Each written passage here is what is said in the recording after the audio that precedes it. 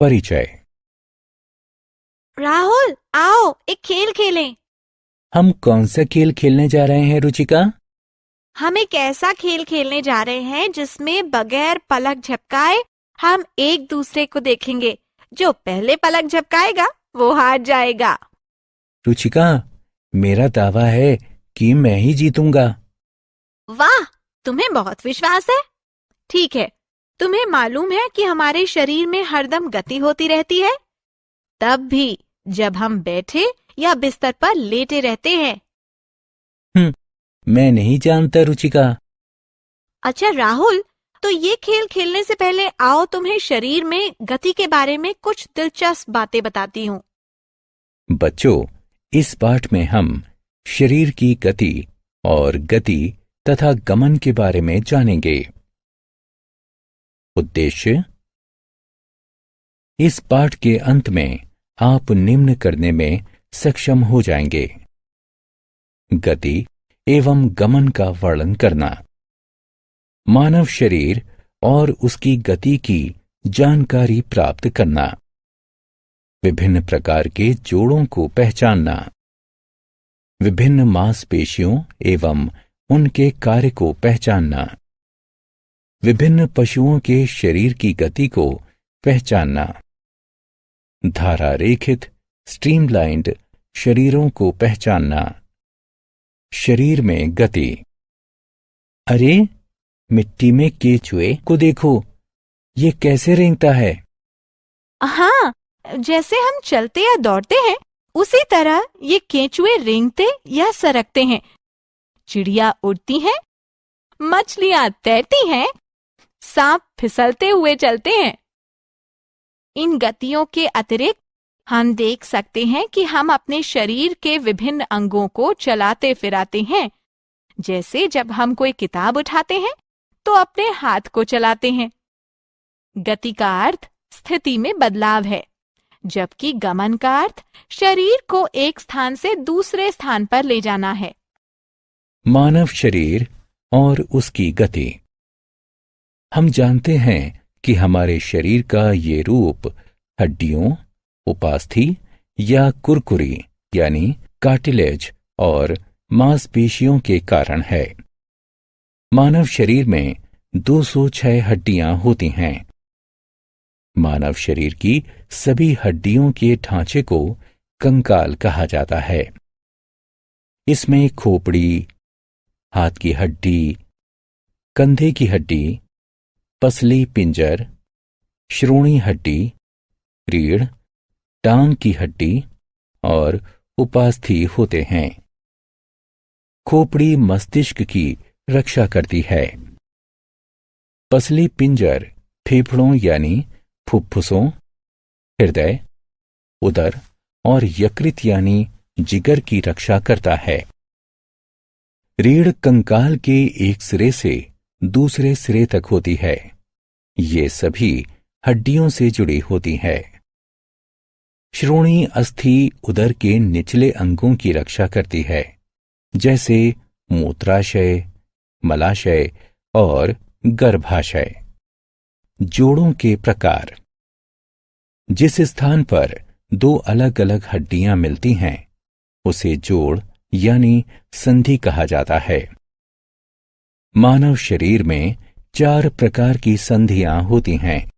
वे इस प्रकार हैं: कंदुक खल्लिका संधि, कोर संधि, धुराग्र संधि और अचर संधि। कंदुक खल्लिका संधि। कंदुक खल्लिका संधि में अस्थि का एक सिरा गोल और गेंद की तरह होता है, जो दूसरी अस्थि में प्याले की तरह बने गढ़े से जुड़ा होता है। इससे किसी भी दिशा में गति होती है। कंधे के जोड़ और श्रोणी संधियां कंदुक खल्लिका संधि के उदाहरण हैं। कंधे के जोड़ में प्रागंडिका का ऊपरी सिरा कंधे के मेखला यानी पेटी के खल्लिका यानी सॉकेट में घुसा होता है और इस तरह ये भुजाओं को घुमाने में सहायता करता है। श्रोणी संधि में ऊर्ध्वस्थी फीमर का बड़ी गेंद के आकार का ऊपरी सिरा श्रोणी मेखला की गहरी खल्लिका में घुसा होता है। धुराग्र संधि। एक अस्थि दूसरी अस्थि के चूलनुमा यानी धुराग्र जैसे सिरे पर घूमती है। खोपड़ी का रीढ़ के ऊपरी हिस्से पर घूमना इसका एक उदाहरण है। हिंज संधियां या कोर संधियां। ये संधि किसी एक ही स्थान में गति करती है, बिल्कुल किसी दरवाजे के कब्जे की तरह। प्रागंडिका और अल्ना यानी कोहनी और कलाई के बीच भुजा के नीचे की दो में से लंबी अस्थि या दीर्घ भुजास्थि के बीच कोहनी की संधि। उंगलियों और पैर की उंगलियों की और कुछ अपूर्ण घुटनों की हड्डियों के बीच की संधियां। हिंज संधियां सामान्यतः पर्याप्त शक्ति देती हैं, क्योंकि इस संधि पर मुड़ने का खतरा कम रहता है। अचर संधियां। इस तरह की संधियों में दो अस्थियों के बीच गति संभव नहीं होती है। खोपड़ी की अस्थियों के बीच खोपड़ी की संधियां यानी संधि रेखाएं इसका एक उदाहरण है। आत्म मूल्यांकन। निम्न का मिलान करें।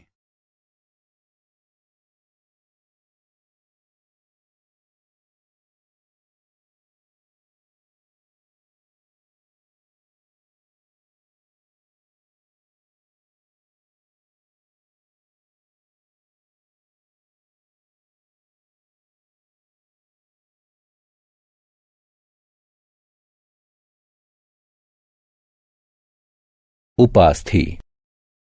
उपास्थि एक कोमल अस्थि ऊतक है जो संधियों को जोड़ता है। ये बाहरी अंगों में होता है, जैसे कान और नाक। पेशियां एवं उनके कार्य। मानव अथवा पशु शरीर में रेशेदार ऊतकों का एक समूह या गट्ठा, जिसमें सिकुड़ने, शरीर के अंगों की स्थिति में गति पैदा करने अथवा उनके रख रखाव की क्षमता होती है, पेशी कहलाता है। केंचुए में गति। केंचुए ठोस और चिकनी सतहों पर आसानी से गति करते हैं। केंचुओं के शरीर में छोटे छोटे कड़े बाल जैसे प्रेक्षण होते हैं, जिन्हें शूक कहा जाता है। इन शूकों की सहायता से वे मिट्टी को पकड़ लेते हैं। केंचुए अपनी मांसपेशियों को पहले फैलाते और फिर सिकोड़ते हैं। फलस्वरूप वे हर गति के साथ कुछ दूरी तक आगे बढ़ते हैं। केंचुओं से निकलने वाला एक चिकना पदार्थ चलने में उनकी सहायता करता है। घोंघों में गति। घोंघे का बाह्य कंकाल, जो उसका कवच होता है, कैल्शियम कार्बोनेट का बना होता है। चलते समय घोंघा इस कवच को साथ साथ खींचता है। घोंघा अपना सिर भी इसमें छिपा सकता है। कवच के नीचे दृढ़ पेशी वाला पैर बाहर निकल सकता है। मांसल पैर के नीचे की सतह को श्लेष्म पदार्थ चिकना बनाए रखता है। इस सतह के समानांतर लहरदार मांसल संकुचन घोंघे की चलने में सहायता करता है। श्लेष्म पदार्थ तीक्ष्ण वस्तुओं की चोट के खतरे को कम भी करता है। इसलिए घोंघे ब्लेड जैसी तीक्ष्ण वस्तुओं पर किसी तरह की चोट के बगैर चल सकते हैं। तिलचट्टे में गति। तिलचट्टे के 3 जोड़ी पैर होते हैं, जो चलने में उसकी सहायता करते हैं। 2 जोड़ी पंख होते हैं, जो उड़ने में सहायता करते हैं। तिलचट्टा पंखुड़ियों के समीप पेशियों की सहायता से अपने पैरों को चलाता है। अपने पैरों को चलाने और उड़ाने में सहायता के लिए ये अपने वक्ष की मांसपेशियों का उपयोग करता है। तिलचट्टा चल, उड़ और यहां तक कि चढ़ भी सकता है। अपनी टांगों पर शूलों के कारण ये विभिन्न भूभागों में चल सकता है, जैसे रेत और तार युक्त जालों में। चिड़ियों में गति। एक पक्षी का शरीर उड़ने के लिए सबसे अधिक अनुकूलित होता है।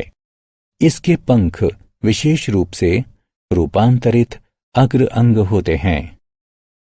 इन अस्थिमय अग्रपादों की सहायता से पक्षी आसानी से उड़ सकते हैं।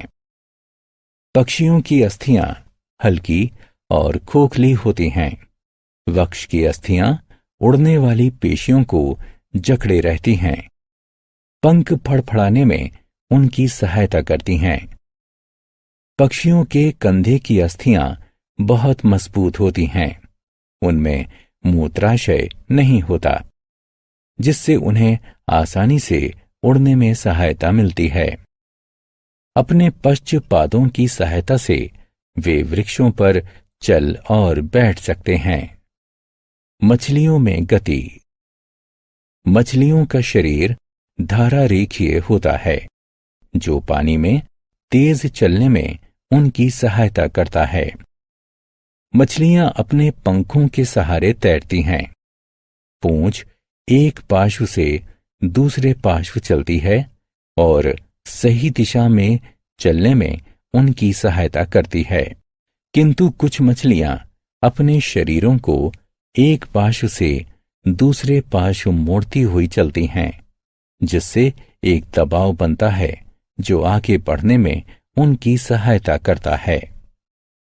सांप में गति। सांप अंग्रेजी वर्णमाला के एस आकार के वलय यानी पाश कुंडली बनाकर और टेढ़े मेढ़े ढंग से चलते हैं। वे सीधी रेखा में नहीं चल सकते। अति चिकनी सतह पर चलना उनके लिए कठिन होता है। सांपों की एक लंबी रीढ़ और अनेक पेशियां होती हैं, जो फिसलते हुए आगे बढ़ने में उनकी सहायता करती हैं। सांप घास फूस, रेत और पानी में चल सकते हैं। सांप के हाथ या पैर नहीं होते, किंतु फिर भी वे वृक्षों पर चढ़ सकते हैं। आत्म मूल्यांकन। विभिन्न चालों का उनसे संबंधित सही जीवों से मिलान करें।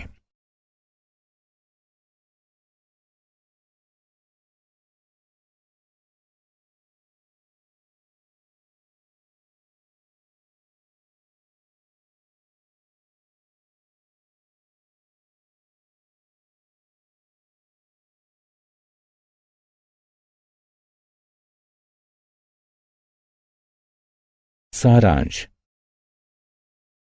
आइए हमने जो कुछ सीखा है उसे संक्षेप में दोहराएं। कोई व्यक्ति जब बैठा या लेटा होता है तब भी उसके शरीर में गति होती है। मानव शरीर अस्थियों और उपास्थियों का बना होता है, जो शरीर को एक आकार देती और अंदरूनी अवयवों की रक्षा करती हैं। संधियों के स्वरूप और जिस दिशा में वे चलने की अनुमति देती हैं, उसके अनुरूप अस्थि संधियां कई प्रकार की होती हैं। शरीर में गति दो पेशियों के संकुचन तथा शिथिलता के कारण होती है। केंचुए पेशियों का उपयोग करते हुए शरीर को फैलाकर और संकुचित कर चलते हैं। घोंघे एक मांसल पैर की सहायता से चलते हैं। सांप भूमि पर अलग अलग वलय बनाते हुए चलते हैं। तिलचट्टों का शरीर और टांगें कठोर आवर्कों से ढकी होती हैं, जिनसे बाह्य कंकाल बना होता है। मछलियां शरीर के दोनों पार्श्वों में बारी बारी से वलय बनाती हुई तैरती हैं। पक्षी मजबूत पेशियों और हल्की अस्थियों की सहायता से उड़ते हैं।